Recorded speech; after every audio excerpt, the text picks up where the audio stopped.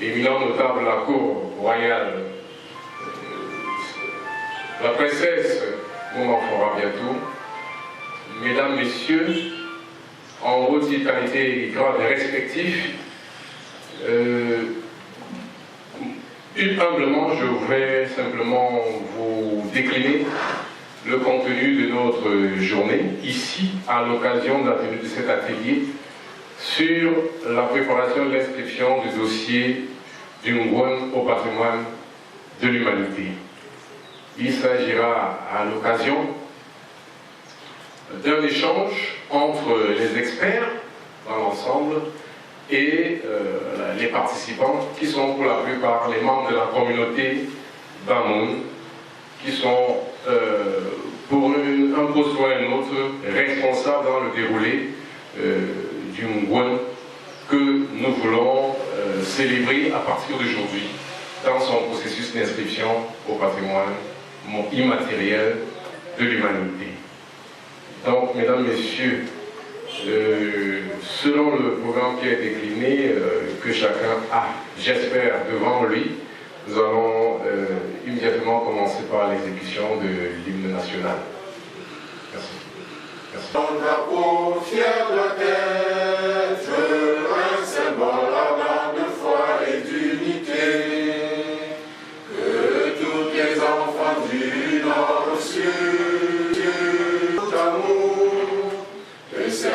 que ce soit leur seul but, pour chère patrie, des chéris, tu es notre seul et vrai bonheur, notre joie et notre vie, à toi l'amour et le grand honneur.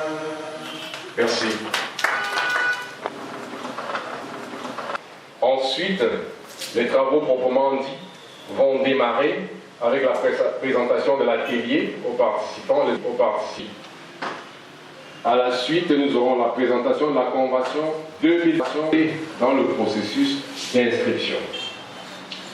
Après une brève pause, quatrième pause, après cette présentation, nous aurons, par M. Baudion Nana, expert, la présentation du principe détaillé du principe de consentement libre et éclairé,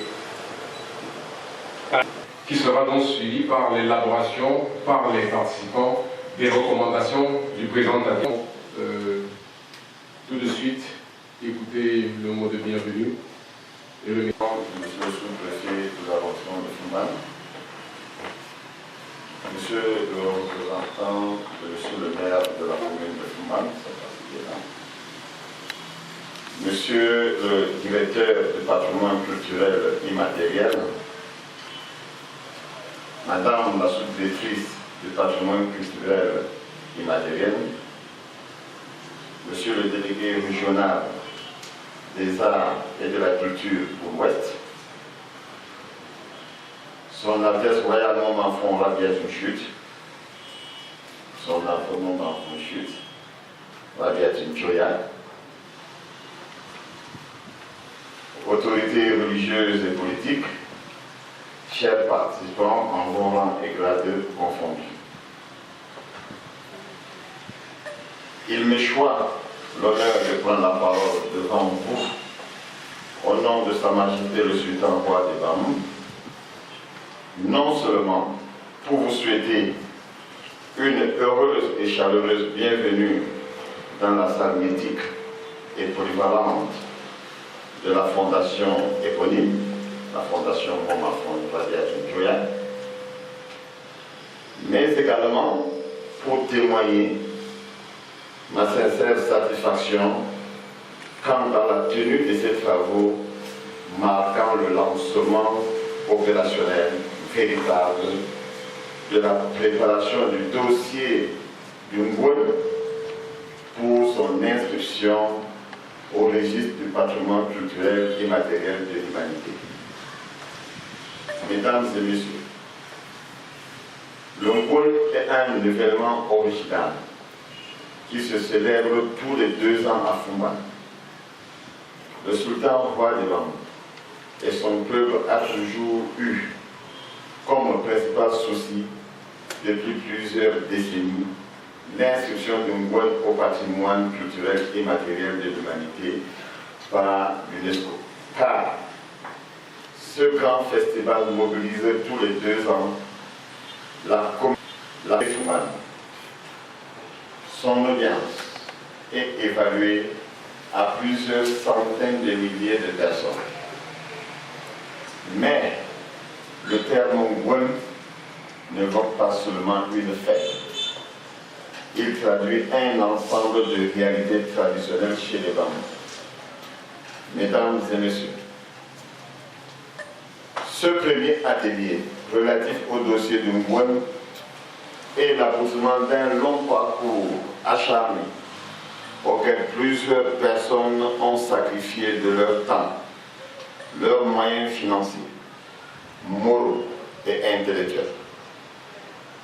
C'est l'occasion idoine pour nous de leur témoigner toute notre tenons à remercier l'État camerounais qui ne ménage aucun effort pour la réussite de ce projet à travers le ministre des Arts et de la Culture, qui a non seulement mené des travaux d'inventaire du patrimoine culturel camerounais dont le Ngouel faisait partie, mais aussi de prendre à bras le corps l'inscription. s'agissant de la nouvelle administration qui a envoyé le directeur du patrimoine culturel et ses collaborateurs ici pour poser ces jalons que voilà le directeur, M. Bimba Christophe, aura bien être mon interprète auprès de son Excellence, M. le ministre des Arts et de la Culture, M. Pierre Ismaël Bizoum, qui sait que je peux compter sur son dynamisme avéré pour la réalisation de ce projet. Nos remerciements vont également pour confectionner et produire un document d'avant-projet que nous avons examiné et qui servira, j'en suis convaincu, de référence de base pour la mise en œuvre du dossier de Ngouem. Il s'agit entre autres de son Excellence J. Amidou Komilor, ambassadeur du Cameroun en RDC, la princesse Rabiatou Njoya, le professeur Jean-Emmanuel Pond, le docteur Gisarifou Idrissou Njoya, le docteur Lumpit Djeben, M. Joël Moussa et l'ingénieur Bachir Njoya. Nous tenons à remercier très sincèrement M. Bimba Christophe, directeur du patrimoine culturel immatériel du ministère des Arts et de la Culture, ainsi que Mme Suzanne, sous-directeur du patrimoine, pour avoir pris le dossier du Ngouem en main et pour leur proactivité qu'Anna a finalisé. Mesdames et messieurs, ne perdons pas de vue que l'UNESCO ne peut agir et agir bien que par rapport à notre positivité. Je ne saurais terminer mon propos sans vous prier de bien vouloir nous excuser, la perfection n'étant d'ailleurs pas dans ce monde. Amener ça et là, nous ne pouvons que donner notre consentement libre et éclairé, ainsi que notre bénédiction, afin que vive le patrimoine culturel PAM, vive le ministère des Arts et de la Culture, vive le Cameroun et son chef de l'État, son Excellence Paul Biya. Je vous souhaite bons travaux et je vous remercie.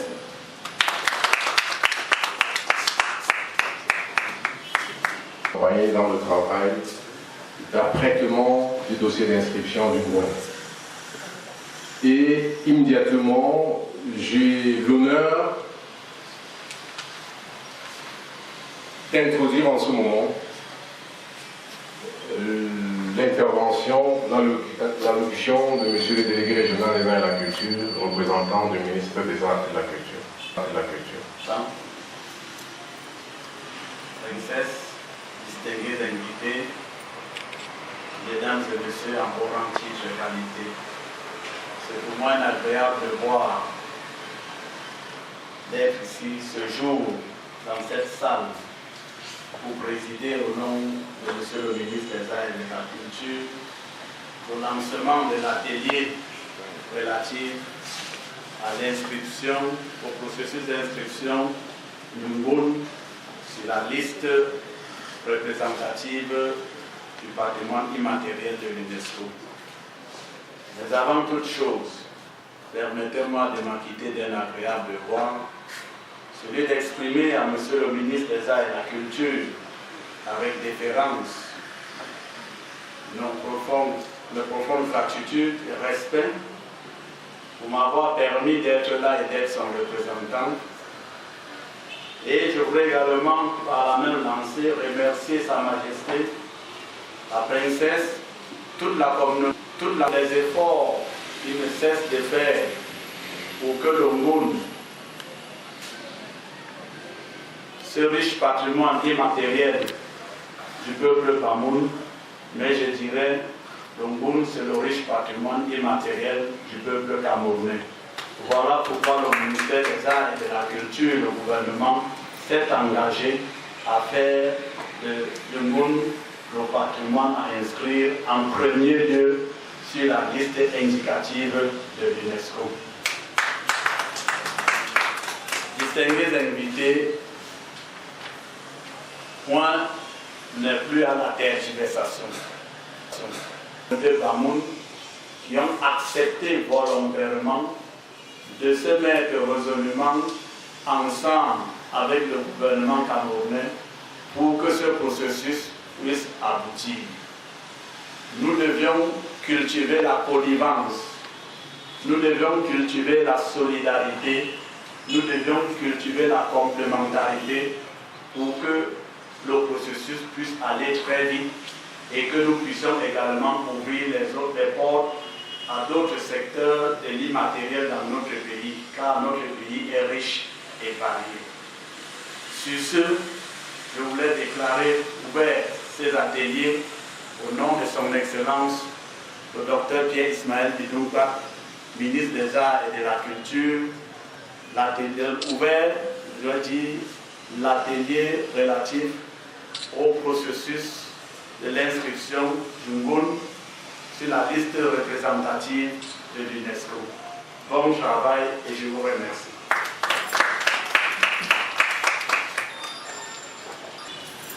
Je vous remercie, monsieur le délégué régional des Arts et de la Culture. Merci, monsieur le délégué régional. Avons observé une pause qui permettra aux notables de la Cour de se retirer à la suite de son Altesse Royale, le premier adjoint. Nous allons... Je travaille dans le patrimoine depuis très longtemps. J'entends parler du Ngoun depuis très longtemps, mais c'est la première fois que j'ai l'opportunité d'être dans le joyau du Ngoun avec toutes les personnes présentes qui jouent des rôles importants dans ce festival, qui n'est plus un festival un festival africain, et nous voudrions maintenant qu'il soit un festival mondial, parce qu'il faudrait qu'il rentre dans la liste du patrimoine 2 ans. Donc nous n'avons pas à être pressés, mais à poser des actes qui nous permettront de former un bon dossier. Mon collègue va revenir dessus après. Pas une affaire du ministère des Arts et de la Culture. Le Ngoun, c'est d'abord un patrimoine Bamoun, un patrimoine de communauté de Foumac, et c'est vous qui choisissez de le porter sur la face du monde. Donc, c'est d'abord le premier objectif de l'atelier. Le principe de consentement libre et éclairé. On va en reparler en détail avec mon collègue M. Baudion. Ce principe de consentement libre et éclairé veut dire que vous n'avez pas été, parce qu'en fait, c'est vous qui le préparez.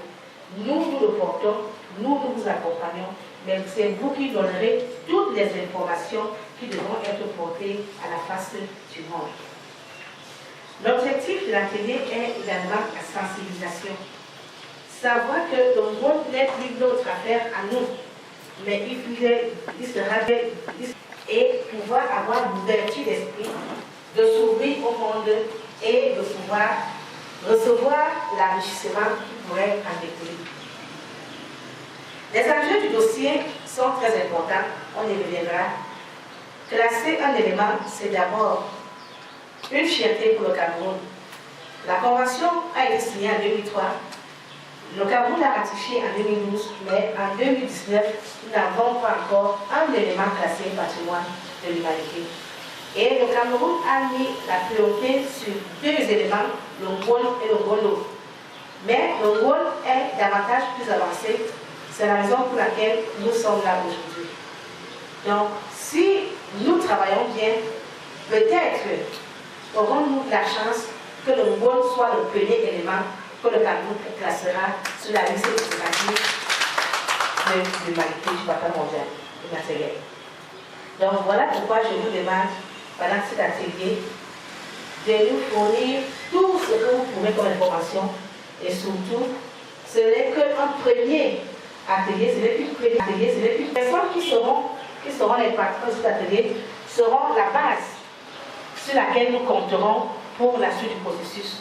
D'autres personnes pourraient s'ajouter, mais sachez que c'est à part vous que nous commençons et c'est vous qui serez les piliers du dossier. Donc c'était en gros vous expliquer l'enjeu du dossier. Et comme je vous l'ai dit, le FUMBAC est déjà très connu sur le plan national par rapport au monde. Imaginez que le dossier est classé patrimoine immatériel sur la liste représentative. Soyez préparés à vous ouvrir au monde. Ça veut dire que quand il y aura le monde, ce ne sera plus que les Camerounais. Les gens peuvent partir des États-Unis, de partout, et c'est très important de se préparer déjà à s'ouvrir au monde, parce que ça peut arriver de manière brusque et il faut savoir comment gérer cette chose. Donc, c'est autant de choses que nous devons souvent dans le processus par rapport à la sensibilisation pour comprendre que le monde ne nous appartiendra plus bientôt. Le monde appartiendra à l'humanité et soyons préparés à cela. Je vous remercie.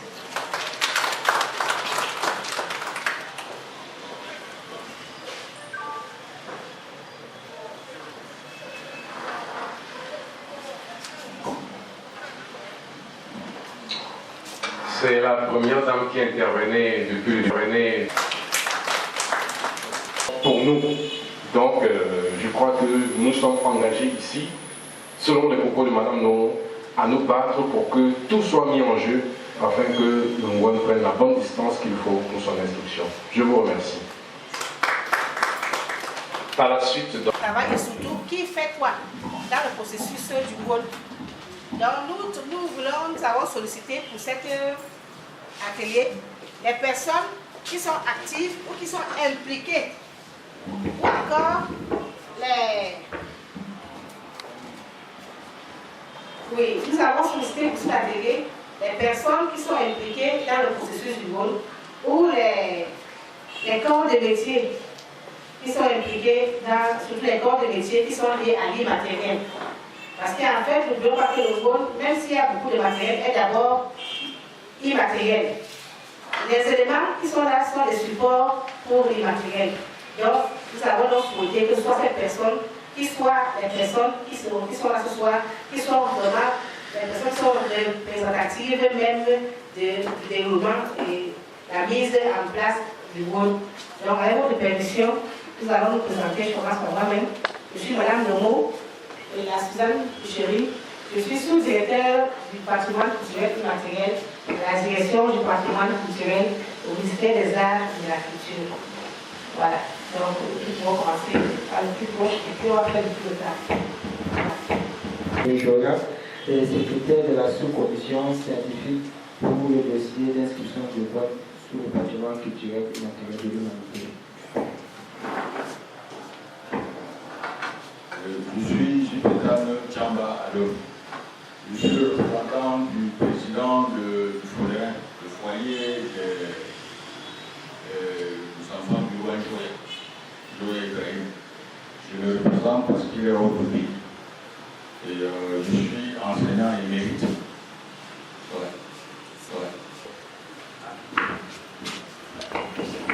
Merci. Moi, je suis le coordonnateur des activités du Ngouane. Merci.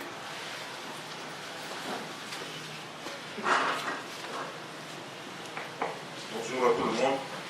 Moi, je suis Tita Fon, Sans Maman, troisième vice-premier notable de la Cour, en même temps notable qui détient la case secrète, c'est-à-dire la chambre secrète du Ngouane. Merci. Merci. Je suis Ngiaroma Serge Pascal, le délégué régional des arts et de la culture pour l'Ouest. Je représente le ministre à cette cérémonie dont je suis un protocolaire. Donc c'est Merci beaucoup, je suis monsieur Terra Bientouya, écrivain, traductrice et je représente moi-même. Oui, je suis Maman Fon, Djiboulio.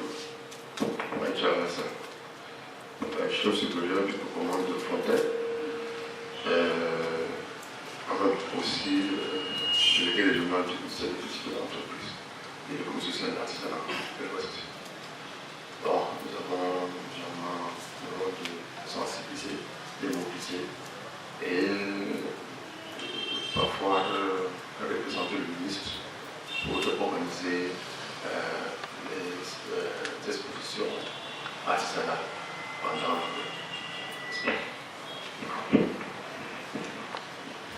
Je suis Bojo Onana, expert sur le dossier.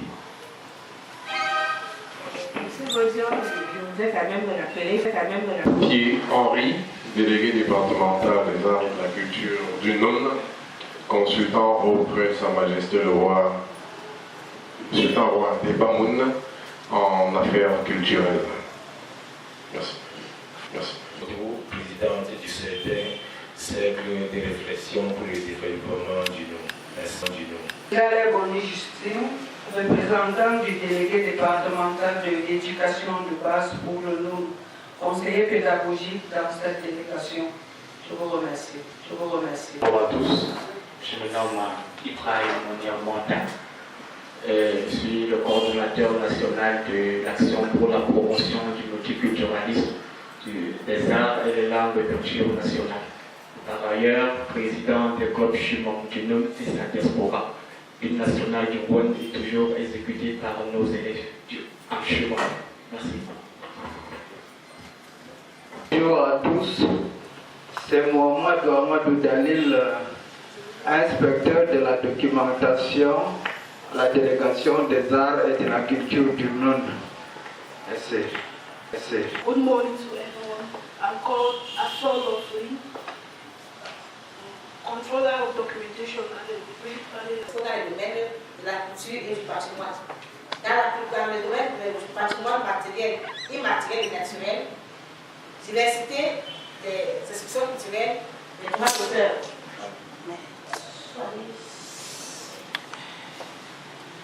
Mais de toutes les conventions de l'UNESCO, il y a 3 conventions qui sont, disons, les plus connues et les plus mises en œuvre.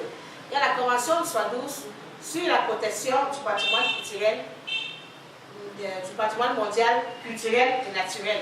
On appelle généralement la 72 ou la convention de 72. Il y a la convention pour la sauvegarde du patrimoine culturel immatériel, la 2003. C'est celle qui nous concerne le plus, parce que c'est elle qui nous permet. Et enfin, la convention sur la protection et la promotion de la diversité des expressions culturelles. En fait, ces 3 conventions ne sont pas totalement séparées, elles se chevauchent, puis elles sont liées les unes les autres. Voilà. Donc, si on fait une petite comparaison entre la 72 et la 2003, la 72 s'occupe de la conservation des biens du patrimoine mondial. Ici, vous m'entendez parler des biens et d'éléments. Quand on parle des biens, c'est le patrimoine culturel. C'est le patrimoine culturel, c'est des biens, des sites culturels. C'est ça qu'on appelle bien. Quand je parle d'éléments, ça concerne le patrimoine immatériel. Donc, ça permet de faire la différence entre bien et éléments. Donc, quand je parle de bien, comprenez que c'est le patrimoine, naturel et culturel. Donc, il concerne la 72. Quand je parle d'éléments, c'est les éléments, ça concerne la 2. La 72 également s'occupe du patrimoine culturel naturel. Et la particularité de la 72, c'est qu'elle recherche la valeur universelle exceptionnelle. En gros, c'est quoi? Ça veut dire que si nous devons classer les bâtiments de la ville de Foucault, tous ces bâtiments ont une valeur, n'est-ce pas? Une valeur familiale, une valeur affective, une valeur historique. Bon, maintenant on dit on veut la valeur universelle exceptionnelle. Ça veut dire la valeur qui surpasse toutes les valeurs, qui vaut la peine d'être mise en œuvre. Si on demande si vous pose une question à Foucault, quel est le bâtiment qui pour vous représente une valeur universelle exceptionnelle? C'est quel bâtiment? Voilà. C'est le voilà. Parce que le palais du Banjoya fait l'histoire de tout le peuple d'Amour. Vous voyez que la maison de votre père a une valeur. Mais le palais du sultan a une valeur universelle exceptionnelle. Donc c'est un peu comme ça, de manière simple, pour comprendre la valeur universelle et exceptionnelle. Et c'est ça le concept qui sous-tend plus la convention de 72.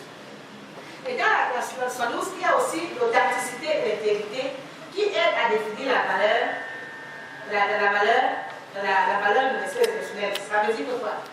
L'authenticité est souvent dans les biens culturels et l'intégrité dans les biens naturels. Parlons encore du palais du roi du verre. À quoi est-il? On a deux bâtiments. On peut classer deux bâtiments au niveau du palais. Lequel des bâtiments est le plus authentique? Entre le musée, le nouveau musée et l'ancien musée. Lequel est le plus authentique? Pourquoi? Oui, allez-y, allez-y. Parce qu'à l'époque où ce musée était construit, il n'y avait pas ce qu'on conçoit aujourd'hui comme étant la norme moderne. Bon, il a fait ça. Et est-ce que depuis la construction, est-ce qu'il y a eu changement au niveau de la construction des matériaux? Ou c'est les mêmes matériaux qui sont toujours, où le changement a été radical ou il a été progressif? Alors que le nouveau, on peut parler des ciments, comme on dit tout à l'heure, la taille ancienne, c'était à base de tubes de maman à la viande. Donc, vous voyez un peu comment on peut définir les critères, les valeurs,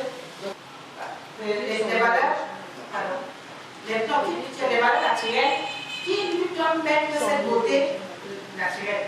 Mais si aujourd'hui on va construire un immeuble à côté du Mont Bafit, le Mont Bafit perd de son intégrité. Vous voyez, il n'a plus sa valeur. Voilà. Donc, qui sous-tendent les valeurs, qui sous-tendent les critères de la 72. Dans la 2003, on parle de sauvegarde culturelle et matérielle. Nous avons le culturel et le social. C'est-à-dire que dans le matériel, on prend en compte le côté culturel et social, même festif. Quand on parle de festival, dans un festival, on a un côté social, pas l'aspect social, on a un aspect culturel. Et dans la 2003, on en dit là-dessus, c'est les communautés concernées qui définissent la valeur. Ça veut dire quoi? Le groupe n'a de valeur que la valeur que vous donnez au groupe, que vous portez le groupe à un niveau universel. Et aussi, contrairement à la 92 ou à la 72, on est attentif sur l'authenticité, l'intégrité, c'est-à-dire sur les choses qui ne bougent pas, qui ne changent pas, amènent pas. Donc maintenant, on comprend aussi la 2005 et la 2003. C'est-à-dire que la culture doit quitter du côté contemplatif au côté positif. Si vous ne pouvez pas vivre de votre bien culturel, c'est que vous n'avez pas su l'exploiter.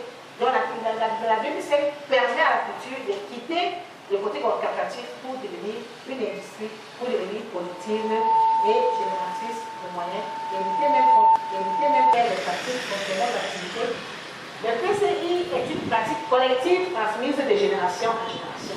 Ça c'est important. Voilà pourquoi on parle de sauvegarde. Parce que la sauvegarde vient de garder, c'est-à-dire avoir quelque chose qui nous a été légué et faire en sorte que nos enfants puissent l'avoir. Ça, on parle de la sauvegarde et c'est une pratique collective comme le Wol. Le Wol est un festival qui implique toute la communauté Bamoun. Et c'est toute la communauté Bamoun qui a le devoir par rapport au différent que comme des métiers, par exemple, l'artisanat.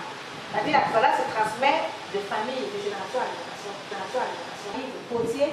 Donc, et c'est de cette façon que la transmission se fait de manière plus facile, de père en fils, de génération en génération. Et enfin, dans la 2003, l'accent est mis sur les pratiques de sauvegarde et la transmission du PCI. Ça,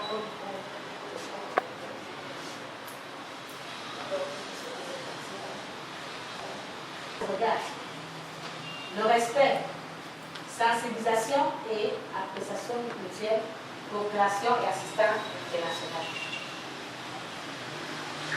La liste, la 2003 a deux listes. Il y a la liste représentative du bâtiment culturel et matériel. C'est-à-dire la liste dans laquelle nous voulons placer les mots.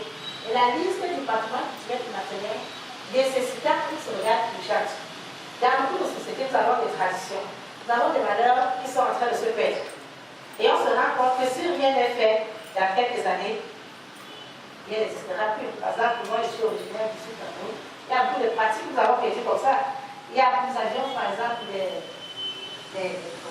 parents qui maîtrisaient la nature et pouvaient l'utiliser pour sauver les vies ou bien pour gérer les catastrophes. Mais avec la religion et le modernisme, on a fini par oublier cet aspect des choses. Une batterie d'activité qui permet de sauvegarder avant que cela ne se perde. Donc, on avait une fois donc deux listes, la liste représentative et la liste nécessaire qui se garde urgente. Sacrément. Qui se déroule chaque jour dans la région de Ségo-Mali pour marquer le début de la décision des publics et commémorer la fondation de la ville. Vous voyez donc ici, là, on a le côté collectif. On a le côté communauté. Donc, on se retrouve facilement dans la même histoire. Parce que c'est la communauté qui, chaque année, prépare un événement pour commémorer la fondation de la ville.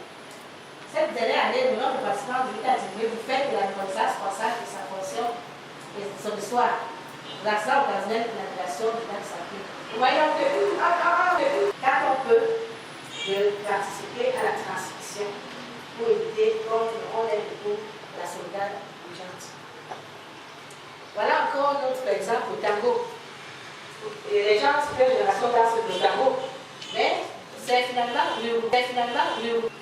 Donc, mais aujourd'hui, vous voyez les deux exemples. Le premier exemple, on voyait une tradition qui est en train de se perdre. Or, ici, le tango est parti de l'Argentine de l'Uruguay pour aller, pour avoir le côté international. Le tango est bien parti pour jamais se perdre. Parce que maintenant, il y a des gens qui se mettent dans ce tango comme c'était argentin. Et le tango continue à être transmis. Donc, c'est un peu deux exemples. L'un, la liste de sauvegarde urgente, et l'autre, la liste opérative. Tout ce qu'elle sait de nous. Si on peut passer dessus.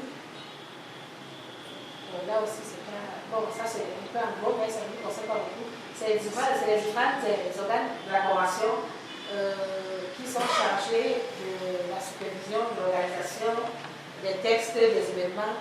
Bon, voilà. Donc, le Cameroun, en décembre, va participer à la 14e session du comité intergouvernemental. Et le Cameroun est aussi membre de ce comité depuis l'année dernière jusqu'à 2022.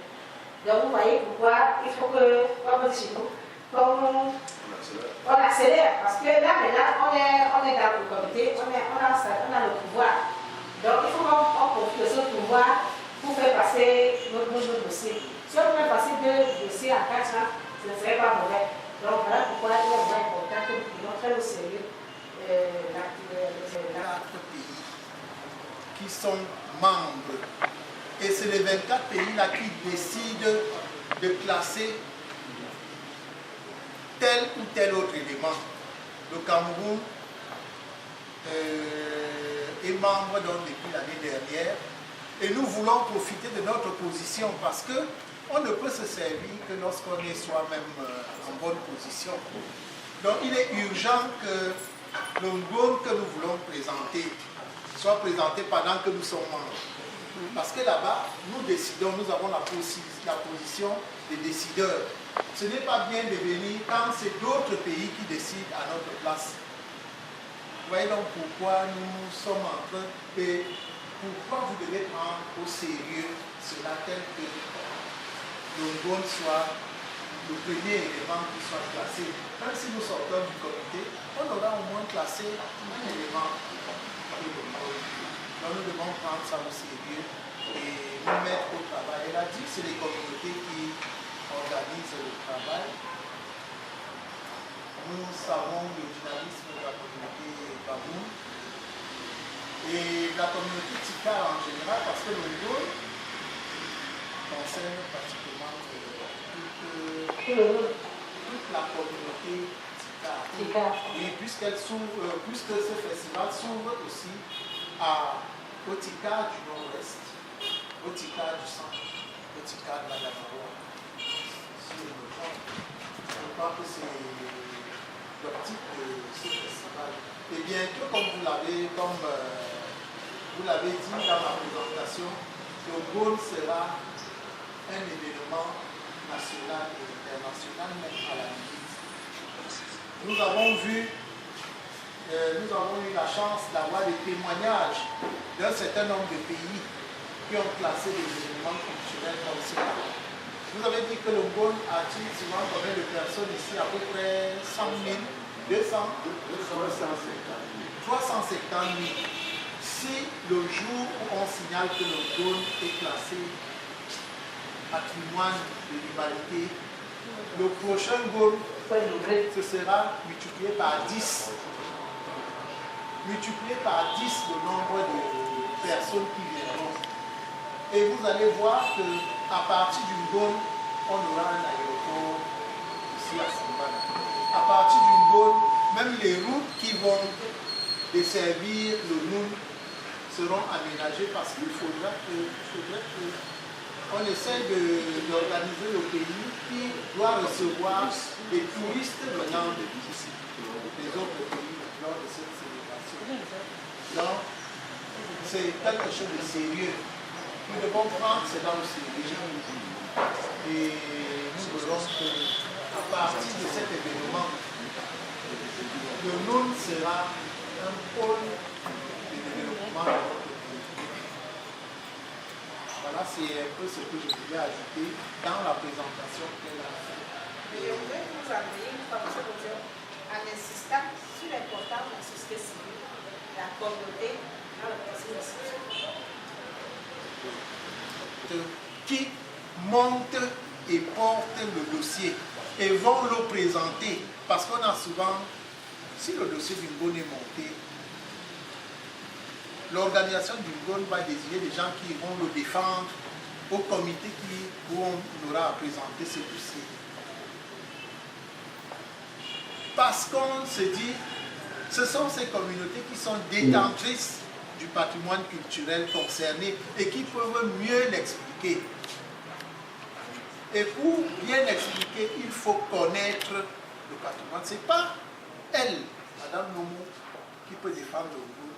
Parce que lorsqu'on va poser des questions, il y a des questions qu'elle ne pourra pas, auxquelles elle ne pourra pas répondre. Voilà. Nous, c'est pour cela qu'il est question pour les communautés comme la communauté Bamoun qui prépare le dossier, d'abord de savoir, de choisir dans quelle liste, elle a parlé d'abord des listes là-bas, dans quelle liste le dossier sera présenté.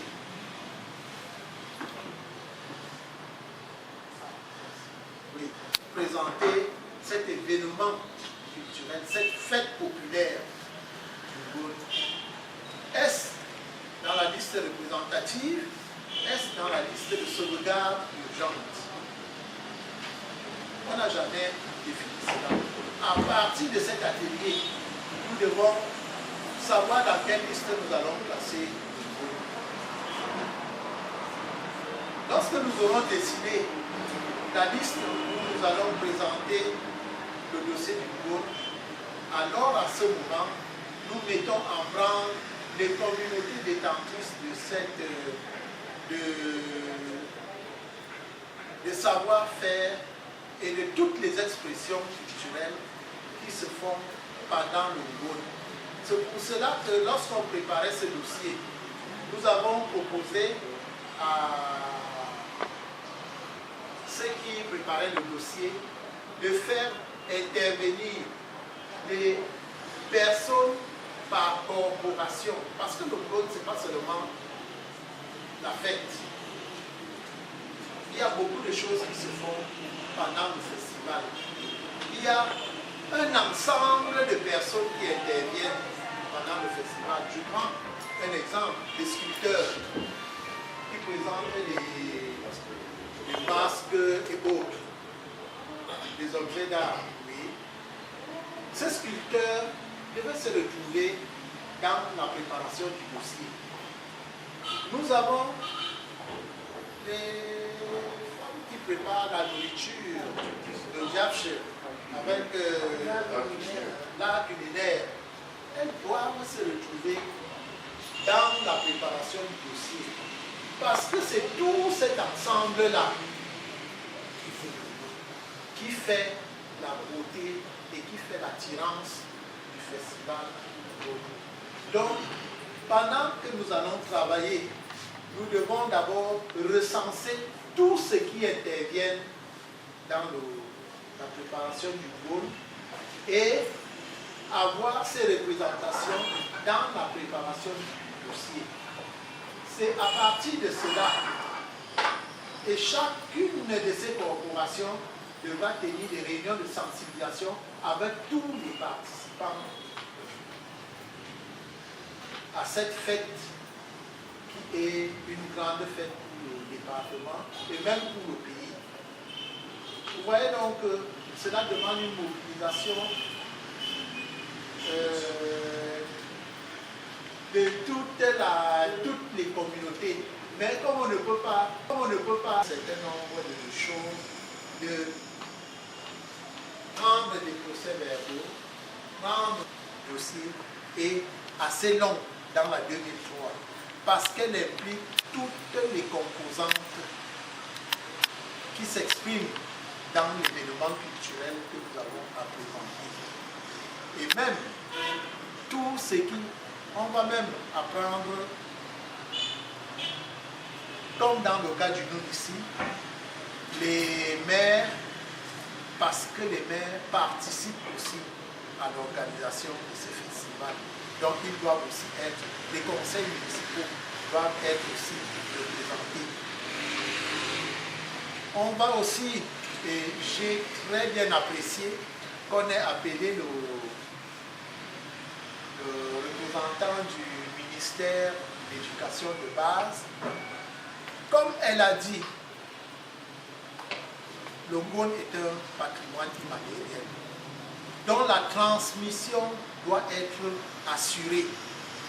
Il est question maintenant au niveau de la formation de nos enfants, formation formelle et informelle, de mettre au programme l'enseignement de tout ce qui intervient dans le festival Ngoni.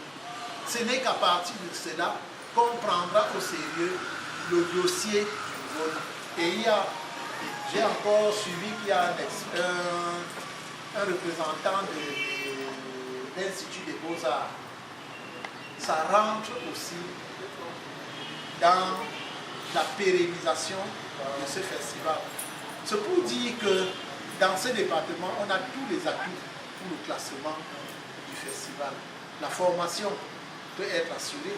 Il suffit de montrer dans le dossier que nous avons des écoles qui enseignent aux enfants et qui continuent de former les enfants à un niveau inférieur et supérieur dans le domaine que nous avons à présenter. C'est déjà une très bonne avancée dans la préparation de notre dossier. Elle a parlé maintenant de la société civile. Cette société civile, parce que le Ngoni est un événement des ONG, des associations, toutes les associations culturelles, en fait, doivent quand même le maximum d'associations culturelles doit être. Je l'ai dit ici, nous avons parlé des corps de métiers qui interviennent dans la préparation de Ngoni. Ces corps de métiers sont considérés comme des associations, donc elles doivent être incluses dans la préparation. Les ONG qui contribuent à l'établissement à la différence des autres conventions comme celle de 1972, on peut décider au niveau, le ministère peut décider au niveau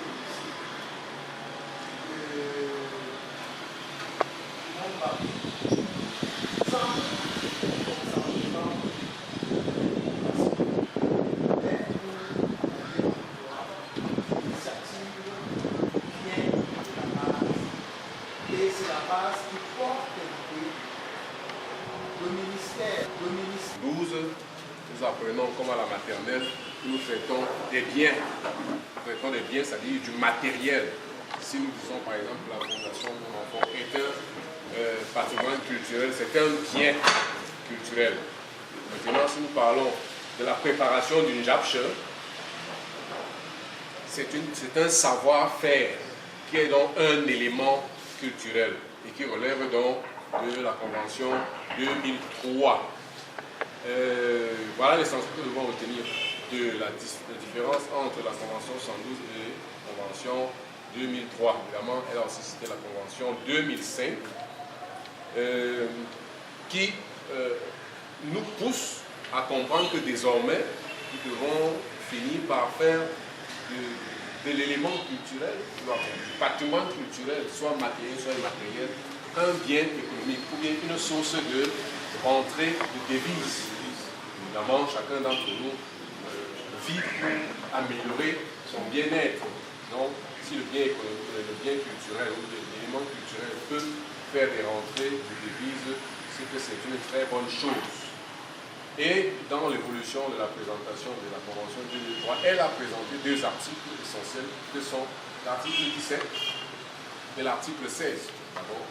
L'article 16 qui parle donc de la liste représentative du patrimoine culturel immatériel et la liste du patrimoine culturel nécessitant sauvegarde urgente. Je crois que chacun d'entre nous a suivi. La différence est qu'entre les deux, sauvegarde urgente, ça veut dire que ce patrimoine culturel est menacé de disparition. Et le processus doit enlever une démarche d'urgence. Et l'autre approche, c'est une inscription normale, dans un processus normal, représentatif. Et la grosse question qu'on a posée à la suite, c'était de savoir, je pense que c'est un propos de M. Coudion, où est-ce que nous allons inscrire le WOL dans la liste représentative ou bien dans la liste de sauvegarde urgente. Je crois que nos travaux d'ici à une période sont rapidement décidés pour quel couloir nous allons inscrire le WOL à partir de la démarche que les experts nous auront donnée, puisqu'il y a certainement une démarche pour chacun des cas. Je crois que pour l'essentiel dans l'intervention de M. Coudion, à prendre son exposé, proprement dit tout à l'heure, nous retenons simplement les membres de la chaîne de la société du peuple Bamoun. Ce n'est pas une activité personnelle et individuelle, c'est une activité qui doit avoir l'implication de tous. J'ai pris l'exemple du Japche à votre suite. Ça veut dire que la ménagère qui a son savoir-faire dans la cuisson du Japche est bel et bien partie prenante au processus d'inscription du WOL à la liste représentative. Quand nous cessons dans la ménagère, nous comprenons que nous avons dépassé plusieurs personnes, plusieurs entités dans la chaîne. Donc nous n'oublions personne. Et en dernier propos, évidemment, il a dit que dès que nous entreprenons, doit mettre de côté toute implication de l'enjeu politique. Je crois que l'expert, en le disant, en a bonne conscience, parce que c'est un homme du terrain, et il connaît que ce sera une grosse difficulté pour nous, mais que nous savons tous qu'on sera costaud pour pouvoir rapidement dépasser cette difficulté. Et le deadline qui m'a frappé, c'est le 31 mars 2020 pour le dépôt de notre dossier. Pour que le dossier soit examiné au cours de l'année 2020. Donc c'est un gros challenge pour nous. Ce sera une fierté pour le royaume Bamoun de présenter son dossier dès février. On accueille les experts pour savoir est-ce que ça compte encore le temps de quelques questions. On va d'abord aux questions, quelques questions des participants, ou bien des suggestions, ou bien d'autres interventions avant de passer de contribution. Avant de passer, déjà, on se donne 10 minutes pour cette partie. Ah, et évidemment, après cet échange. Le dossier, quand le dossier est monté, à partir du ministère, nous l'envoyons au secrétariat général de la Convention. Parce que, à la fin du dossier, avec tous les éléments, c'est-à-dire toutes les réunions et tous les procès-verbaux de réunion, les feuilles de présence et tout le reste, les annexes du dossier, nous envoyons tout cela au secrétariat général de la Convention qui pour examiner le dossier, s'il peut être préparé pour le comité de 2020. Pendant la pause, oui. Je suis gentil d'examiner ce document de base.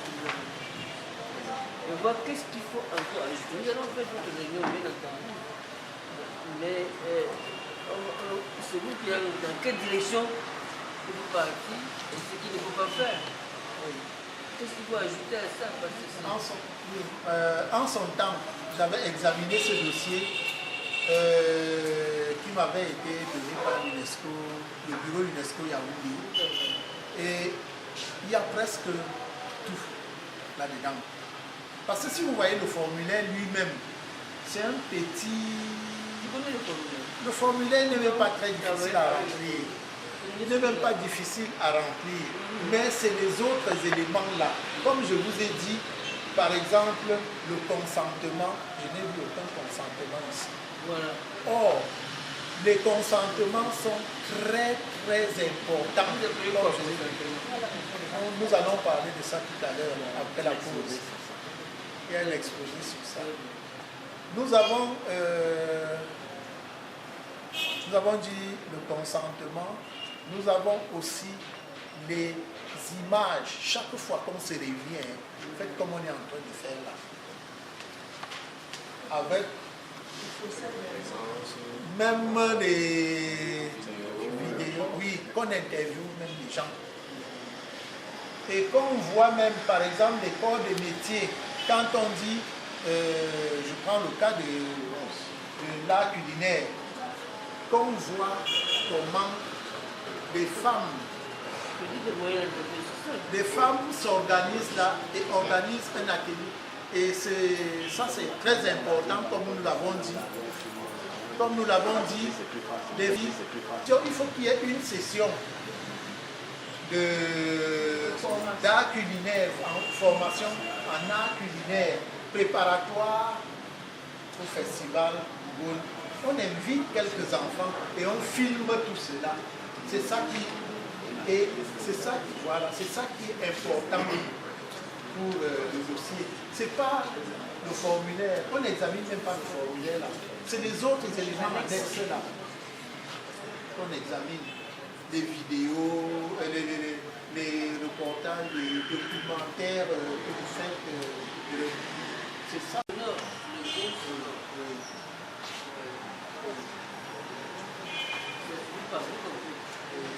Donc, nous disons que nous sommes suffisamment avancés, mais il faut seulement organiser ce que nous avons pour faire un dossier pertinent.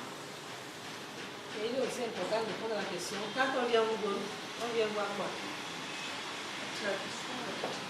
Donc c'est tout ça donc peut être matérialisé. Quand on vient manger quoi? Le japche. Donc le japche, comment il se prépare, comment il se transmet. Vous voyez un peu. Donc ça dit c'est un peu ça. C'est-à-dire que l'Ongol, au-delà du festival, l'aspect festif, il faut que l'on puisse décrire dans le dossier ce qu'on vient voir quand on vient au festival. Et c'est comme ça qu'on peut donc voir, on peut donc décrire, je ne sais pas quoi l'Ongol, mais ça dit tout ce qui se passe. Le côté, je pense qu'il y a une sorte de fantaisie aussi. Il y a le côté festif, populaire, voilà, qui doit être suffisamment décrit. Oui, interviewer les gens qui le font. Vous voyez, ça dit, en fait, ça dit, quand on donne le dossier au secrétariat, que dans le dossier, ils puissent vivre le bon. Et dans la réalité, quand le dossier arrive même au secrétariat, on le met dans le site de l'UNESCO, tel qu'il est consultable partout dans le monde entier. Et les gens vont regarder et poser des questions et c'est aussi pour moi l'occasion, avant d'apprécier beaucoup cette initiative. Ça, c'est une grande forme de lobbying. Ça dit que vous êtes déjà dans le parti, dans le processus. Vous voyez. Et je pense même qu'il faut encourager ce genre d'initiative. Parce que vous commencez déjà à vendre votre image. Vous voyez. Moi, j'ai beaucoup apprécié et c'est ce qu'il faut faire. Parce qu'on et plus tard même, quand le site est classé, les gens viennent aussi pour rentrer. Ils viennent aussi. Vous avez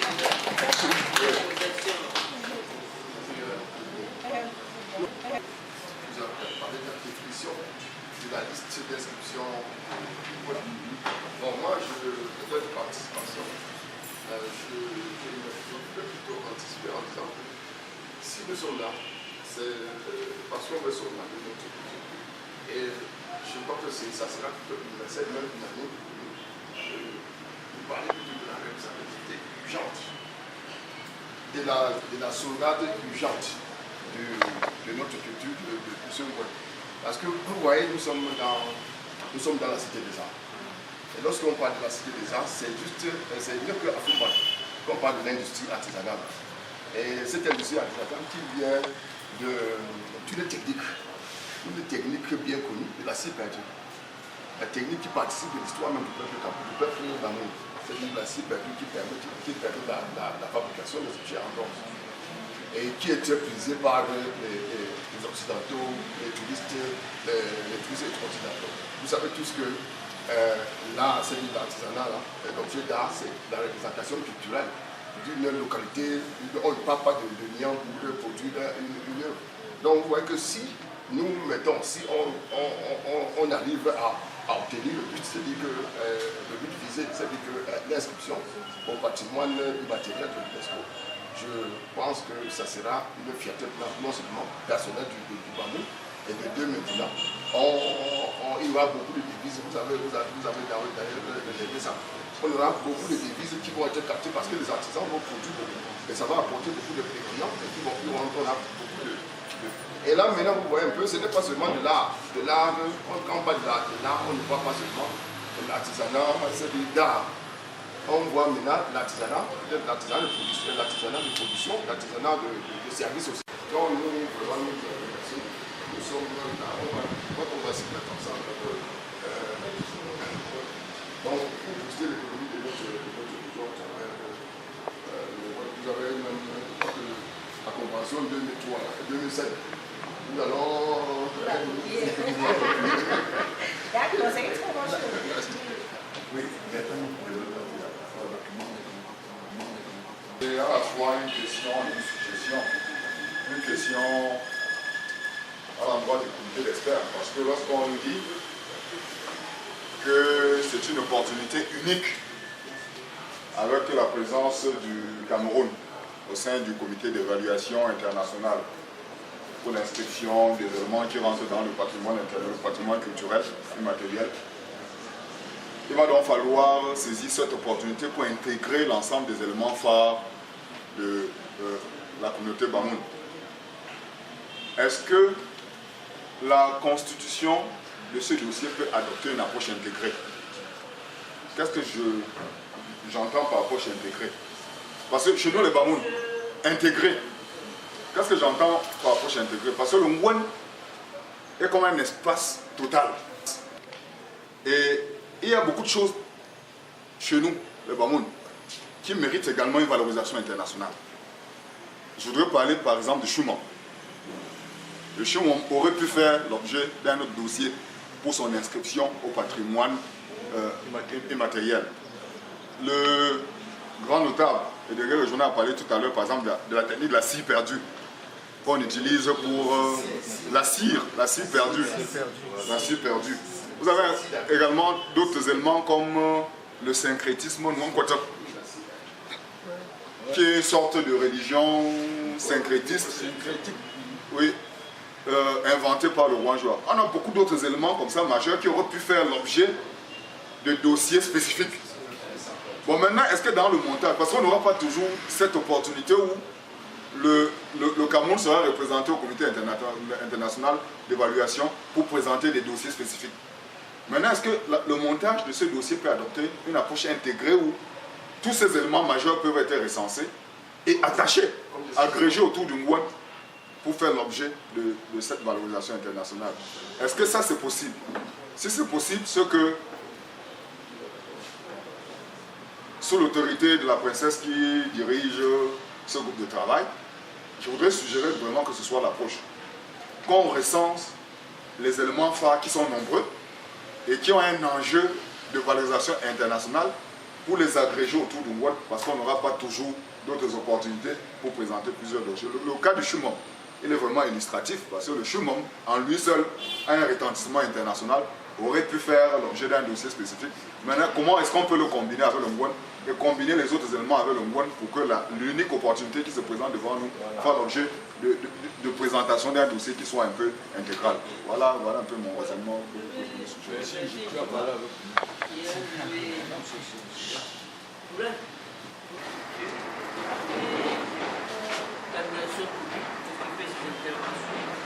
Voilà, je peux répondre avant de passer la parole à l'expert pour qu'il infirme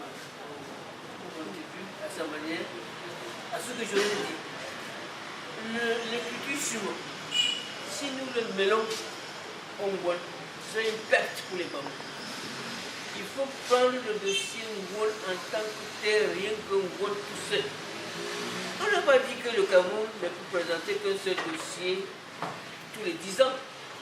Le Cameroun peut présenter ce dossier. Il y a les chutes qui sont au programme. C'est toujours le Cameroun ne parlait que de celui-là. Je vais vous donner un exemple. Ils ont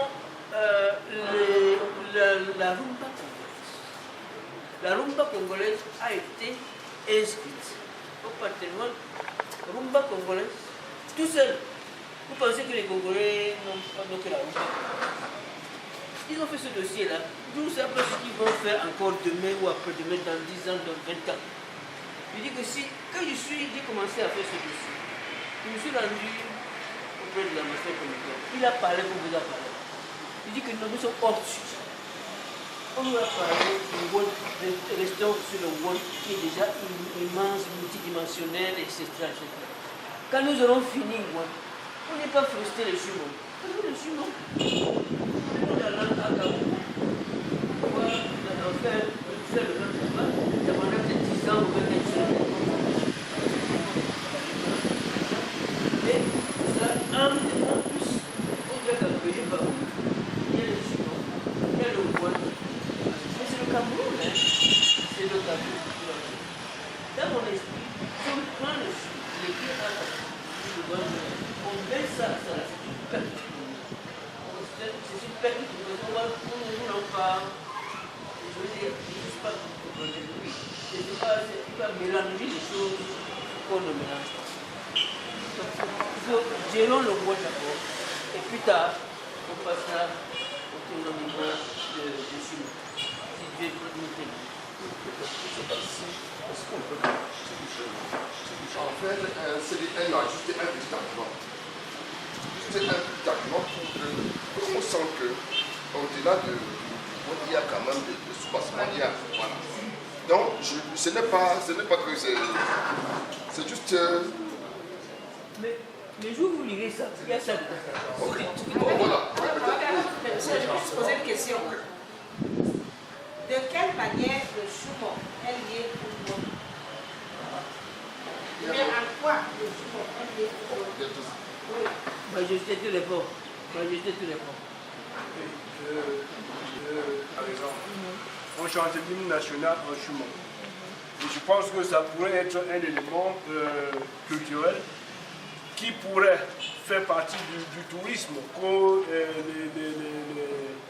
Les curiosités peuvent venir découvrir dans le royaume Bamou.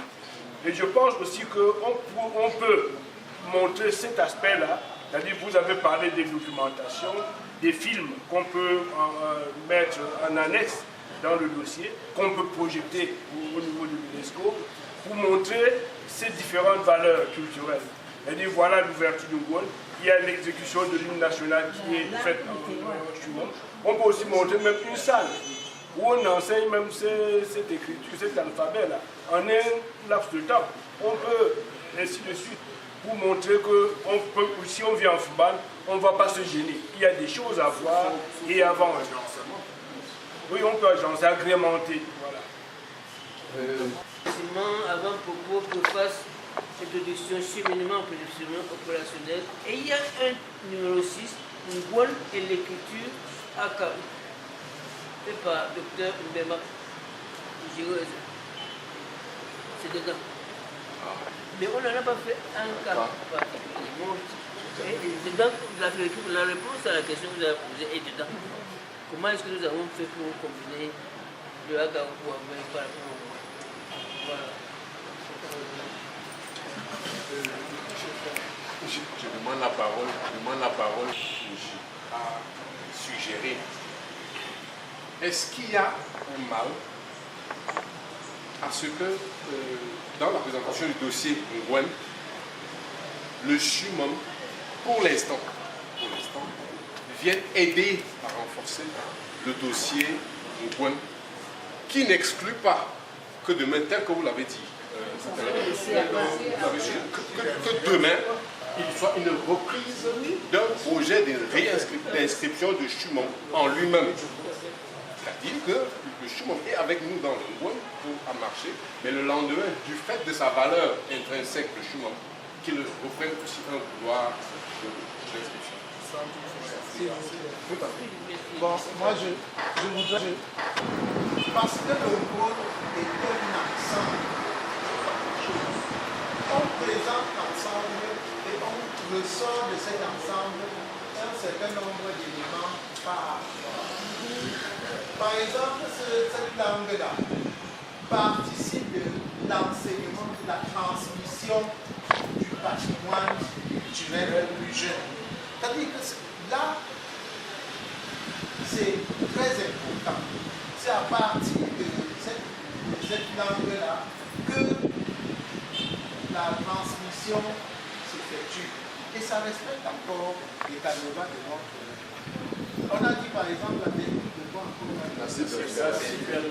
Ça, c'est aussi un élément qui rentre. On présente souvent aussi des choses. Pendant le Ngwen, on présente aussi des artistes qui sont. Voilà. Oui. On filme pratiquement cela. Et on enseigne aux gens aussi. On montre des séances de transmission de ce savoir-faire aux gens et on montre que c'est dans le cadre de la préparation du festival Ngwen.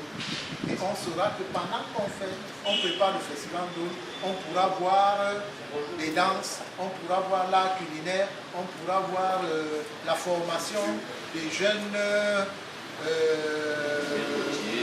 voilà, et autres. C'est comme ça.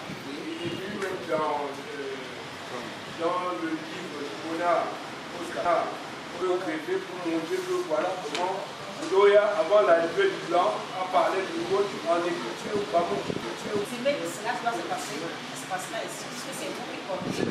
C'est vous qui présentez votre culture. Oui, voilà. Donc je pense que c'est un choix au niveau de l'autorité. Le choix sera fait. Et je pense que c'est vraiment important. Dans une évaluation, on n'évalue pas le fond du marché, n'évalue pas les cultures. Ils évaluent la méthodologie et puis les éléments. C'est l'évaluation de la méthodologie que vous avez utilisée. Ce n'est pas le fond même de... Parce qu'ils ne connaissent pas. C'est vous qui montrez cela. La méthodologie, on va prendre un élément qui ne fait pas partie. Alors je crois qu'à terme, là, la réponse du président du Conseil national est claire. Vous êtes justifié. Il demandait à est-ce que nous pouvons dans cette démarche aller dans l'arrière-pays. Je crois que la réponse est là. La réponse est là. C'est tout le, je dis tout le monde. Tous ceux qui sont impliqués. Tous ceux qui sont même au-delà. Même au-delà même du monde. Parce qu'il y a la diaspora États-Unis, diaspora Gabon, tout ça. Tel que vous le présentez, c'est vraiment vaste. Il faut réchauffer. Vous nous avez dit que l'UNESCO n'a pas encore réagi sur le plan appui. Il était aussi question que le Cameroun nous appuie, pas le MINAC, nous appuie sur la recherche des éléments constitutifs du dossier. Et que le peuple bamoul aussi contribue avec ses petites collègues. Donc comment vous croyez que nos organisations vont aller au-delà de la vie pour aller dans la même pays constitutif? L'exemple de à quoi sert, regardez l'image en face de vous. Cette image a été collectée par lui et existe dans ce document de base. C'est quoi? Et une année, le sida a décidé beaucoup de personnes ici. Voilà. Nous avons reçu l'idée de faire en sorte que les gens qui reviennent aient un signe de sida, de VIH sur les armes. Donc ce n'est pas la violence. Donc, exploiter cela, passer à ça. En guerre contre le sida. Non, non, non.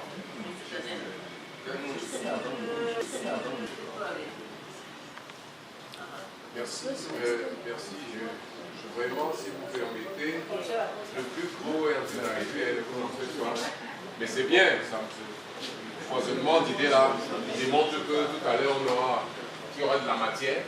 Donc, s'il vous plaît, je vous suggère que nous gardions nos préoccupations. Tout à l'heure, on va étoffer après la présentation du consentement libre et entendu par l'expert. Certainement, ça va nous donner encore des éléments d'échange, s'il vous plaît. Pour l'instant, attendons-nous la pause café.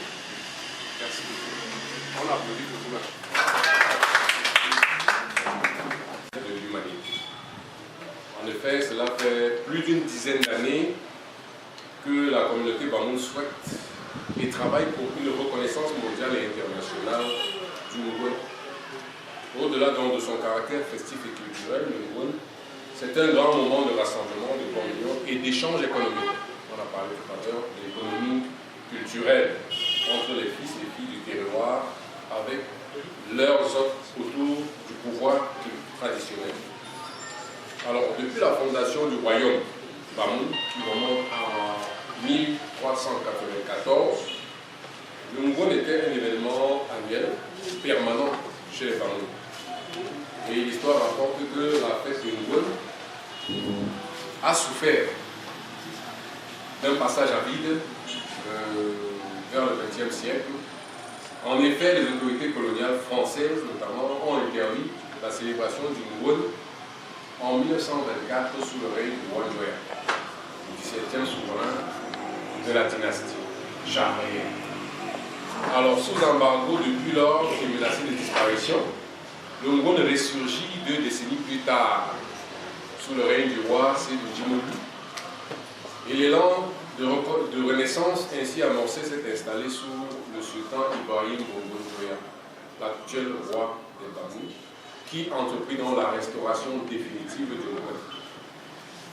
Alors, ce rappel historique nous montre l'urgence et la nécessité de la sauvegarde du Ngwen à travers son inscription au registre du patrimoine culturel immatériel de l'humanité dans les conditions qu'exige la Convention 2003 pour la sauvegarde du patrimoine culturel immatériel adoptée à Paris le 17 octobre 2003. C'est donc dit qu'octobre, sur l'adoption de la Convention 2003. Alors, dans le cadre des activités de sauvegarde du patrimoine culturel immatériel, chaque État partie s'efforce d'assurer la plus large participation possible des communautés, des groupes et, le cas échéant, des individus qui créent, entretiennent et transmettent ce patrimoine et veillent à les impliquer activement dans sa gestion. Ce contexte justifie donc l'importance qui doit être portée sur le choix des participants à cette activité. Nous en avons déjà un peu parlé lors de nos précédents échanges. En effet, Le Ngwon, dans ses phases conceptuelles et opérationnelles, est structuré donc en 3 dimensions, à savoir la dimension scientifique, la dimension culturelle, la dimension économique. La dimension du Ngwon, chacune d'elles regorge d'une panoplie de corps de métier. Aussi, seuls les responsables et leurs représentants ont été conviés pour suivre cette formation, la présente, et à eux la charge de relayer à leur tour les savoirs reçus ici auprès de leurs cantons fondés sur les critères suivants. Évidemment, il faut être Bamoun d'origine ou bien de souche. Il faut être officiellement membre d'une des dimensions de l'organisation du Ngwon mandatée par le monarque. Il faut avoir une expérience avérée de l'organisation du Ngwon ou des événements similaires. Il faut aussi avoir une expertise de la mobilisation communautaire, avoir une bonne connaissance du cheminement opérationnel du Ngwon, avoir un esprit scientifique et ou un niveau intellectuel acceptable. Outre ces critères, il s'agit également d'assurer la représentation dans les femmes, les jeunes, les personnes âgées, dans l'optique d'avoir des opinions venant de toutes les couches sociales. Les rôles qui seront assignés à chaque membre issu d'une dimension particulière, nous avons parlé de la dimension scientifique, culturelle et économique. D'abord, pour la dimension culturelle, les activités concerneront la cérémonie d'ouverture officielle, l'entrée rituelle du Ngwon au palais, la cérémonie du Charpan, ou la collecte des remèdes traditionnels, l'entrée solennelle du roi à la cour d'apparat, les réquisitoires des Phonan Ngwon et la cérémonie de Fit Nding ou Chokmenu. Les jeux patrimoniaux, les sports traditionnels, les danses patrimoniales. Il sera également intéressant de mettre l'accent sur les actions visant la sauvegarde de certains éléments du patrimoine culturel immatériel Bamoun, notamment dans le domaine de l'art culinaire, comme le couscous et bien d'autres, dans le domaine de l'art vestimentaire, comme la coiffure et l'habillement patrimonial, dans le domaine de l'art de la sculpture du bois, de la sculpture sur bois, sur bronze ou sur fer, et bien d'autres. Donc, cette sous-commission sera donc sous-tendue par les différents corps de métier qui affectent le métier qui affectent scientifique. Les activités concerneront entre autres les travaux de recherche, le suivi technique et scientifique du dossier Ngwon pour son inscription au patrimoine de l'humanité, l'élaboration des programmes et des projets de développement, l'organisation des colloques sur les thèmes du Ngwon, les conférences, débats, les tables rondes, les ateliers, les expositions, ventes, les productions des livres, documentaires, fascicules, la mise en œuvre des résolutions et recommandations du Ngwon et bien d'autres. Nous sommes dans l'économie culturelle. Alors, à la charge du CERDEN, les activités concerneront entre autres le carnaval de la femme Bamoun, le marketing événementiel et l'animation du site Ngwon, les élections de la Miss Ngwon, le concours d'art culinaire, le mini-comice agro-pastoral, quelques activités sportives, les musiques et danses urbaines, ainsi que des opérations de distinction des fils et filles Bamoun ayant excellé dans un domaine spécifique du développement du royaume Bamoun. Voilà brièvement présenté les 3 volets dans lesquels le Ngwon s'affiche et dans lesquels les participants de présent atelier ont été sélectionnés. Mesdames, Messieurs, je vous remercie pour votre demande d'attention. Nous restons attentifs à vos questions, suggestions et recommandations.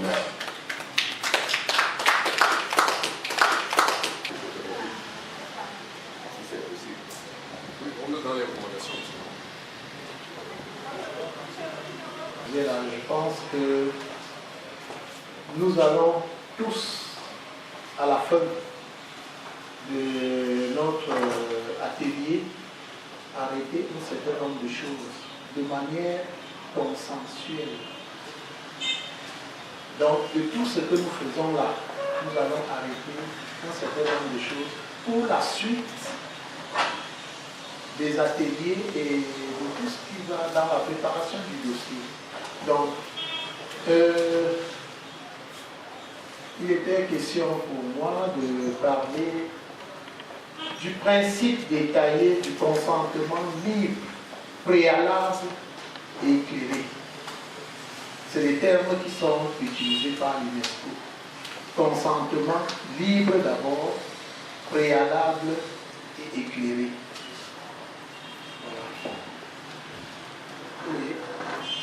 Voilà. Porté par l'État du Cameroun, la partie soumissionnaire, c'est la communauté Bamoun, préalable et éclairé. Celui-ci contribue à répondre aux critères d'évaluation dans le cadre de la liste représentative des critères R2, R3 et R4 des directives opérationnelles pour la mise en œuvre de la Convention. C'est quoi les directives opérationnelles? Ma collègue nous a parlé de la Convention elle-même. La Convention est à peu près dans notre pays comme la loi. C'est la loi. Après la loi, pour appliquer la loi, il faut un certain nombre de... Par exemple, j'ai pris un certain nombre de personnes qui pourraient intervenir dans le consentement ici. Peut-être que la liste n'est pas exhaustive et le travail que nous allons faire à la fin, c'est de voir s'il y a des choses à compléter à ce que j'ai donné là. Il y a par exemple le comité du festival qui devrait donner son consentement. Les différents groupes d'acteurs liés à la promotion du festival. On a parlé donc de ces différents intervenants là, notamment les différents groupes d'acteurs liés à la promotion du festival, des artisans, des artisans.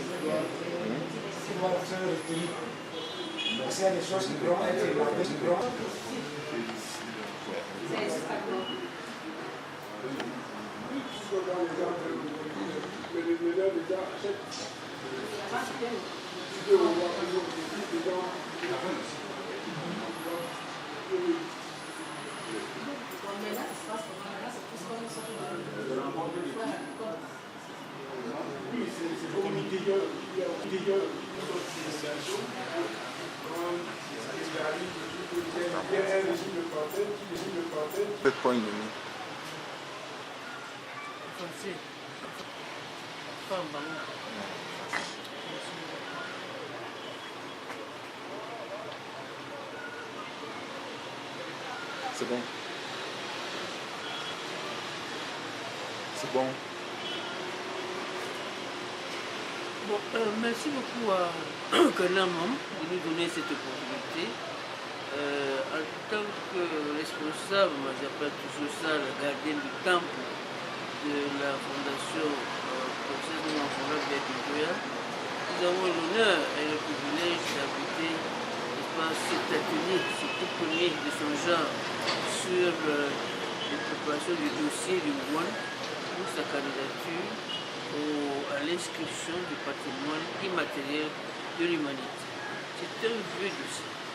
Le dossier est vieux, nous avons fait un document de base pour 6 ou 8 mois et nous avons été très heureux de relever, de constater que le ministère est en train de faire sa part de travail en attendant que l'UNESCO fasse le sien. Et là maintenant, depuis ce matin, le 22 du mois d'octobre, nous sommes là avec les experts du ministère, avec les responsables du ministère et bien entendu les personnes de ressources du terroir pour réfléchir ensemble sur l'élaboration d'un plan d'action. Un plan d'action qui nous permettra d'élaborer également un programme et aussi bien entendu sensibiliser les uns et les autres pour que d'ici décembre on puisse sortir un deuxième document pour permettre de commencer à faire des pas de géant dans la démarche qui nous conduira à la présentation finale du dossier qui est un gros dossier, qui est un dossier qui prend beaucoup de temps. Merci. Alors, vous allez d'abord m'excuser parce que nous avons travaillé de façon un peu désordonnée. C'est-à-dire qu'on n'a pas classé. Non, on n'a pas. Vous allez constater que c'est un peu, je ne dis pas que c'est désordonné. Donc,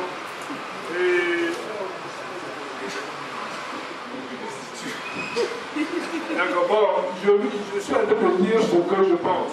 Je ne dis pas ce que les gens croient que je veux dire. Donc je suis en train de vous dire que nous avons travaillé de façon un peu désordonnée parce que vous allez voir certains éléments qui apparaissent en premier. Et il y en a qu'on est tout à un niveau. Alors, dans le monde, nous sommes dit qu'il y a des éléments qui doivent intervenir. Il y a des questions qu'on doit se poser quand on vient au bois. Je veux faire quoi au bois? Qu'est-ce que je veux manger? Qu'est-ce que je veux voir? Comment est-ce que je veux me distraire? Et à ces questions, nous avons essayé d'aborder plusieurs phases. Il y a le domaine des arts culinaires pour les hommes que nous allons nourrir. Et avant même d'arriver à nourrir ces personnes, nous avons le premier élément que les Bamous appellent le chiro, c'est-à-dire l'annonce du vote et le recensement des différents problèmes pour le vol de maillot chez Jimoto qui suit ainsi de suite. Il y a aussi l'entrée, le partage des savoir-faire et en matière agricole et d'élevage.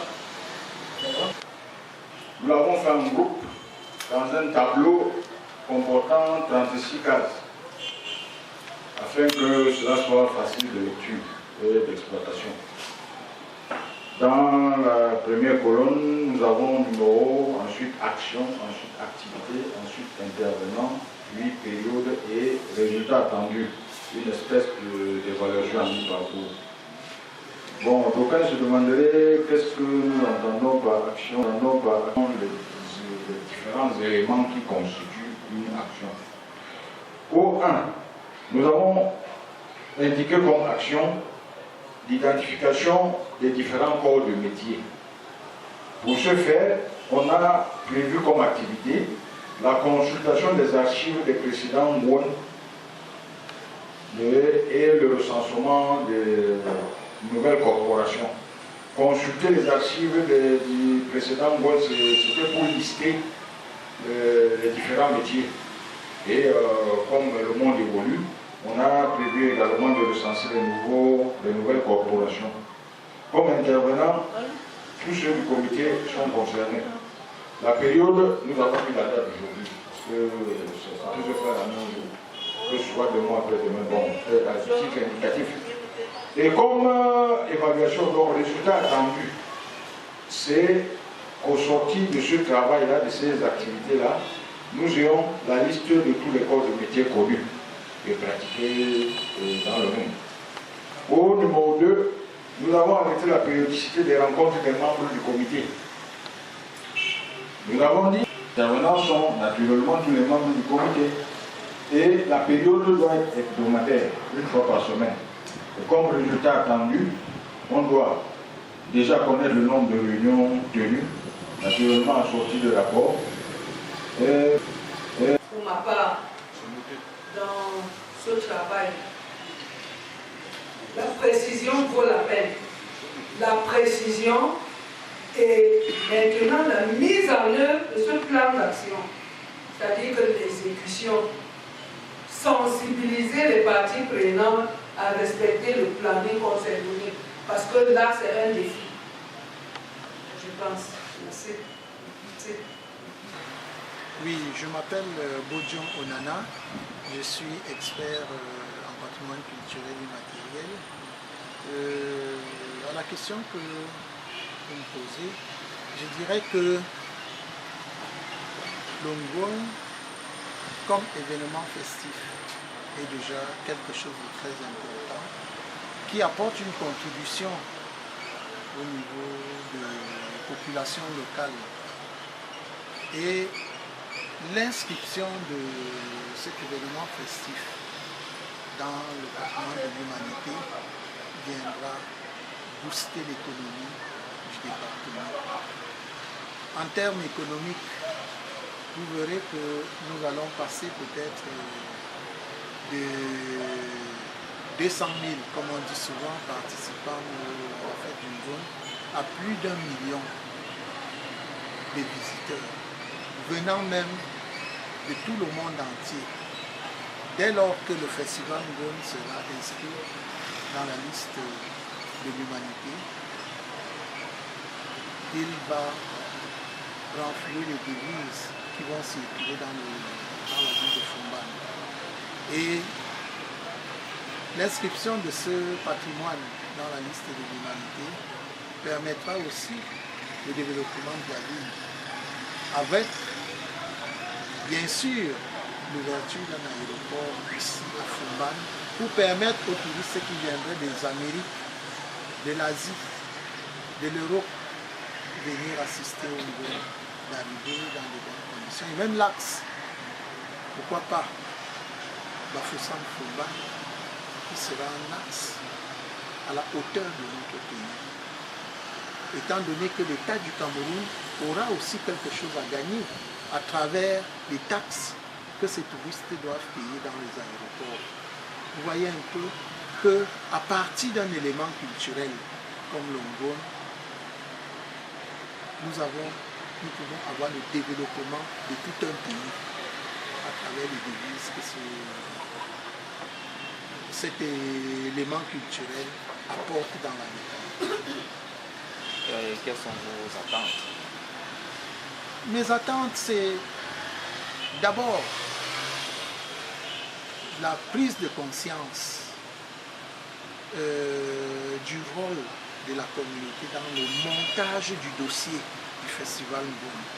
Parce que, en fait, dans la Convention 2003, c'est la communauté Bamoun qui devrait porter le dossier du Ngwon.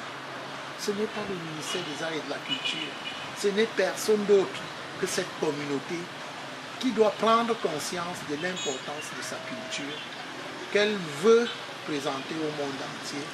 Je disais, c'est cette communauté qui porte le dossier. Et c'est le travail que nous sommes venus expliquer aux uns et aux autres, afin qu'ils se mettent au travail et que dans les normes de l'UNESCO, ils préparent le dossier à présenter. Il y a quelque chose de paradoxal. Une fois le Ngwon inscrit, il ne sera plus un patrimoine exclusivement Bamoun, mais seuls les Bamoun doivent travailler pour que ce projet soit accepté. Comment est-ce qu'on peut comprendre ça? Oui, il n'y a pas de paradoxe. La communauté Bamoun veut présenter son élément culturel. C'est elle qui possède cet élément, qui va devenir un élément du monde entier. C'est elle qui porte dans son élément et qui le présente. C'est elle qui le défend. C'est elle qui est l'actrice principale de cet élément. Il n'y a donc pas de paradoxe. C'est la communauté Bamoun qui montre au monde entier sa richesse culturelle. Donc il n'y a pas de paradoxe. Les autres viendront voir. Je suis Madame Nomo la Suzanne Coucherie. Je suis sous-directeur du patrimoine culturel immatériel au ministère des Arts et de la Culture. Je suis le point focal de ce dossier au niveau national. L'atelier que nous venons d'organiser à Fumban, l'atelier de sensibilisation dans le processus de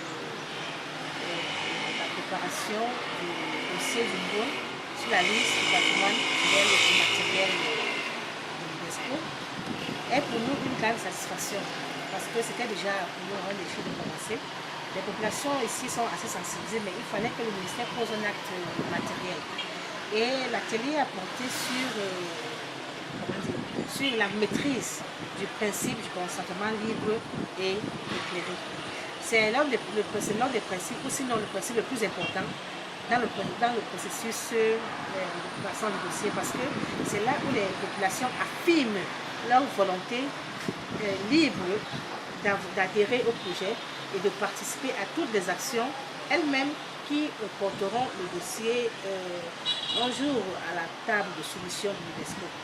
Donc ce qui est important, c'est que les populations comprennent que le ministère les accompagne, mais tout le travail de fond est fait par elles, ça veut dire par les communautés, et qu'elles doivent adhérer au projet de manière individuelle, de manière communautaire et même de manière administrative. Ça veut dire que même les autorités administratives doivent adhérer au projet. Donc c'était l'essentiel de l'atelier que nous avons réalisé aujourd'hui à Fumban. Vous avez évoqué les différentes conventions de l'UNESCO. Qu'est-ce qu'on peut retenir de ces conventions? Les différentes conventions de l'UNESCO aident de manière générale à la promotion, à la valorisation, à la protection du patrimoine culturel. Donc la 72 par exemple vous aide à protéger les sites naturels et culturels. La convention de 2003 aide à la sauvegarde du patrimoine culturel et matériel. Et à la 2005 aide à la promotion des industries créatives. Et ces trois conventions ne sont pas cloisonnées. Elles ont des spécificités, mais en fait elles se retrouvent. Et dans le cas, par exemple, du Ngoon, toutes ces conventions se retrouvent sur le site. Mais ce qui est important de retenir, c'est qu'au-delà du fait qu'on travaille sous la convention 2003 par rapport au Ngoon, il est important que les populations s'approprient la convention de 2005 qui leur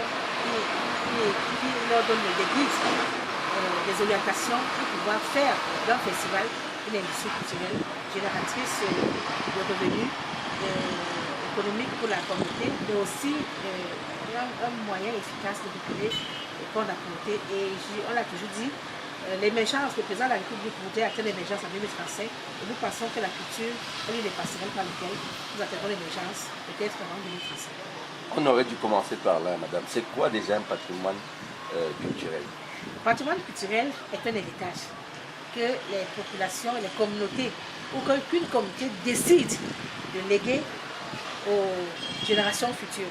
Ça veut dire que le patrimoine culturel n'est pas le choix n'est pas un choix au hasard. Ça peut être un choix de l'État, ça peut être un choix des communautés, un choix des individus, mais ce qui est important, c'est que les communautés décident de protéger un bien, de le garder pour pouvoir le transmettre aux générations futures comme trace de leur passage. Quel sentiment avez-vous ressorti de cette atelier? Un grand satisfaction parce que nous avions de l'appréhension déjà par rapport à la qualité des participants. Nous ne savions pas s'ils seraient à la hauteur. Et nous faisons du choix des participants parce que nous avons eu des personnalités qualifiées, des personnalités très très sensibles et éveillées qui ont élevé le débat à un haut niveau. Nous avons un sentiment qu'elles ont compris les communautés, elles ont réellement intégré ce pourquoi nous sommes venus et surtout elles se sont réellement appropriées le projet. Et je pense que c'est ça le plus important, qu'elles s'approprient le projet et nous serons là toujours pour l'accompagnement technique et institutionnel.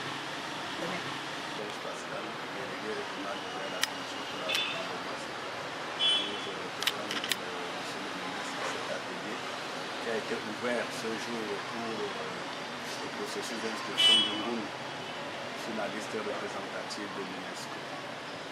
Je crois que la première recommandation forte, c'est le travail en symbiose, en communauté, et que toutes les parties prenantes puissent se mettre résolument au travail afin que le dossier soit prêt pour fin mars 2020. Les communautés sont conscientes et nous, au niveau du ministère des Arts et de la Culture, nous allons jouer notre participation. Il a été recommandé également que nous faisons abstraction de nos différents querelles et que nous puissions avoir un seul objectif commun, la réussite de l'inscription du Ngoun sur la liste indicative du patrimoine immatériel de l'UNESCO. Est-ce que, à l'issue de cette première séance de travail, vous avez une satisfaction de ce livre? Oui, nous sommes satisfaits parce que nous avions compris d'abord que la communauté Bamou est prête et elle est engagée pour que ce processus soit. Le ministère des Arts et de la Culture également est engagé. Bref, toutes les parties prenantes sont engagées et sont intéressées parce que ce n'est pas le Ngoun, le patrimoine de la communauté Bamou que nous voulons inscrire, mais c'est le patrimoine camerounais que nous sommes en train d'inscrire.